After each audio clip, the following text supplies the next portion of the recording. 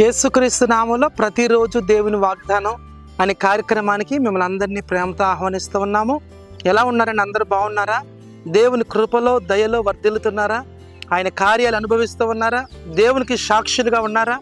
అనేక మంది వాగ్దానాల ద్వారాగా దీవించబడుతున్నారు, ఆశీర్వదించబడుతున్నారు. గొప్ప గొప్ప కార్యాలు వారి జీవితాల్లో వారు అనుభవిస్తూ ఉన్నారు. మీరు కూడా దీవించబడుతున్నారని మేము నమ్ముతూ ఉన్నాం. దేవుని నామాన్ని మహిమపరుస్తూ ఉన్నాం. బలహీనతలో ఉన్నవారు, అనారోగ్యాలతో ఉన్నవారు, శ్రమల్లో ఉన్నవారు విడుదల పొందటమే కాక దేవుని యొక్క సన్నిధిని, సంతోషాన్ని వారి జీవితాల్లో పొందుకుంటూ ఉన్నారు. ఈ రోజు కూడా అద్భుతమైన వాగ్దానం ప్రభు మనకి ఇస్తున్నాడు. రండి వాగ్దానం చదువుకుందాం. ఆదికాండము 30వ అధ్యాయము 30వ వచనం. నేను రాక మునుపు నీకుండినది కొంచెమే, అయితే అది బహుగా అభివృద్ధి పొందెను. నేను పాదము పెట్టిన చోటెల్లా యెహోవా నిన్ను ఆశీర్వదించును. దేవునికి స్తోత్రం. దేవుడు అద్భుతమైన మాట అంటున్నాడు. నేను పాదము పెట్టిన చోటెల్లా యెహోవా ఆశీర్వదించును.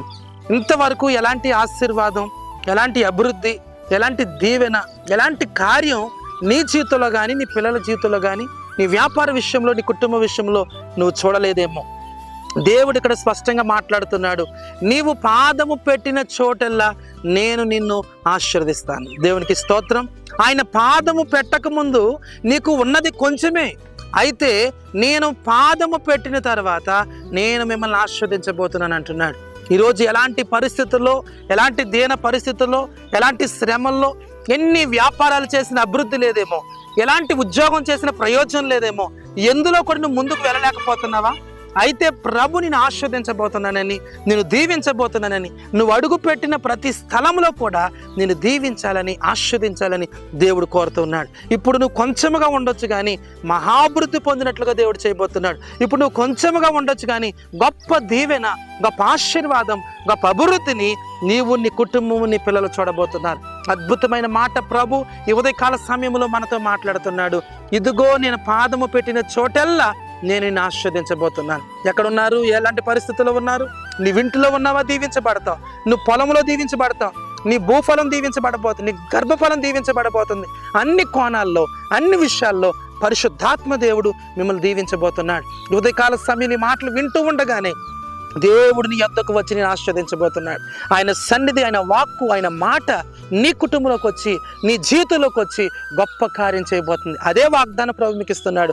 నువ్వు అడుగుపెట్టిన చోటల్లా నేను ఆశీర్వదించబోతున్నాను, నేను దీవించబోతున్నాను. గొప్ప కార్యాలు మీ కుటుంబాల్లో మీరు చూడబోతున్నారు. ప్రార్థన చేసుకుందాం. ప్రేమగల్ల తండ్రి, పరిశుద్ధుడా, నీకు వందనాలయ్యా. సహాయము చేయండి, దీవెలతో నింపండి. గొప్ప కార్యం మా బిడ్డలు చూచుదురుగాక ప్రభువా. ఇదిగో నేను పాదము పెట్టిన చోటల్లా నేను ఆశీర్వదిస్తానన్నావు తండ్రి. ఎంతమంది ఎక్కడ ఉండి ప్రార్థన చేస్తున్నారు, వారు, వారి కుటుంబాలు, వారి వ్యాపారాలు, వారి ఉద్యోగాలు, వారి పనులు యేసు నామములో స్థిరపరచబడును గాక, ఆశీర్వదింపబడును గాక. గొప్ప గొప్ప కార్యాలు వారు చూచుదురు గాక. ఇప్పుడే వారిని సియోను నుంచి ఆశీర్వదించుదు గాక ప్రభువా. ఒక్కొక్క బిడ్డను దీవించండి.